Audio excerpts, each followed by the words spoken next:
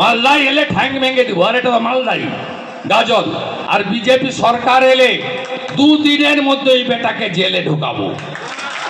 ওই যে বড় বড় কথা বলে না, আমার গাড়ির দরজা খুলতো, আমার গাড়ির দরজা খোলা আর আমাকে প্রণাম করা ওর ডিউটি ছিল। বিধানসভায় 12-0 করেছিল।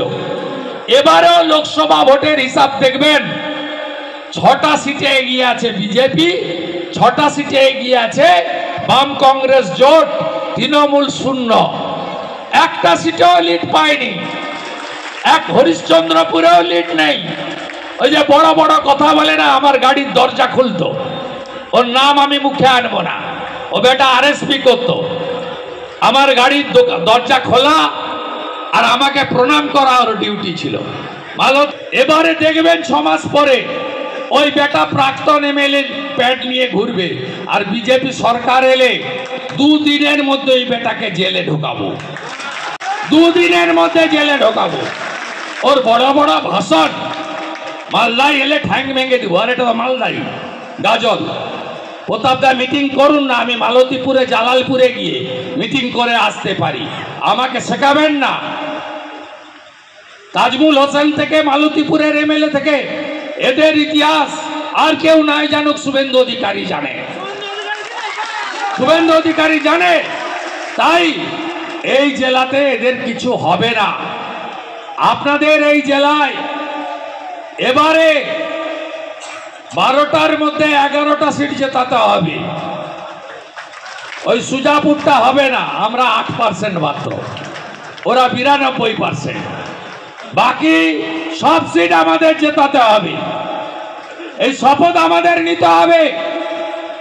আমি আপনাদের কাছে বলি, প্রতিষ্ঠান বিরোধিতার সাথে সাথে বিকল্প সংকল্প।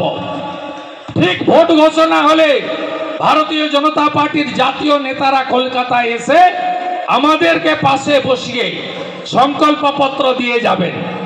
1.5 বছরে যে যে রাজ্যে ভোট হয়েছে, 1-2টি রাজ্য ছাড়া, তেলেঙ্গানা ঝাড়খণ্ড ছাড়া সব রাজ্যে বিজেপি জিতেছে। রাজস্থানে কংগ্রেস ছিল, বিজেপি জিতেছে।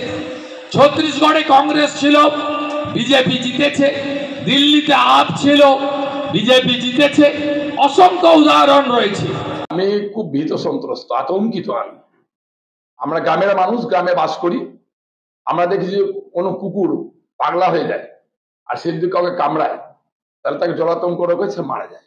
এরকম একটা কুকুর আজকে পশ্চিমবঙ্গের বুকে ঘুরে বেড়াচ্ছে, কাকে যে কামড়ে নিবে এই আতঙ্কে আমরা ভয়ে ভয়ে থাকছি।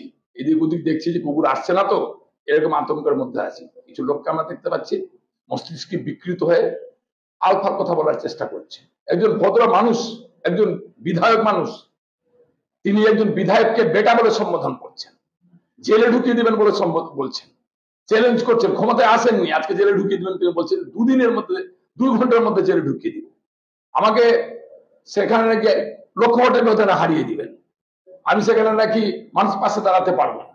এই ধরনের অকথ্য কথা বলছেন। মস্তিষ্ক বিকৃত হয়েছে, মাথা তার ঠিক নেই, কাজ করছে না, পাগলা করাতে পাঠানো উচিত। আমি ওর ফ্যামিলিকে অনুরোধ করবো, যদি আপনার কাছে টাকা না থাকে, দিদির স্বাস্থ্যসাথীর কার্ড আছে, আমরা দিদিকে অনুরোধ করবো, দিদি স্বাস্থ্যসাথী কার্ডে আর একটু টাকা ওর জন্য বাড়িয়ে দিন, যাতে ওকে পাগলা করাতে মাথাটা ভালো করে নিয়ে আসে, যাতে পশ্চিমবঙ্গের মানুষ আমরা বাঁচতে পারি কমসে কম। মানে এরকম পাগলার কাছ থেকে বেঁচে সুস্থভাবে। দীর্ঘদিনে যে আমাদের ইতিহাস, আমাদের যে সংস্কৃতি, বাঙালিদের এখানে হিন্দু নয়, এখানে মুসলিম নয়, আমরা বাঙালি একসাথে বাস করি। যাকে ইচ্ছা তাকে ভোট দিয়ে আমরা সেই ক্ষেত্রে দাঁড়িয়ে দিদি ওকে পাগলা করাতে পাঠান আর স্বাস্থ্যসাথী পরিষেবা দিয়ে তাকে সুস্থ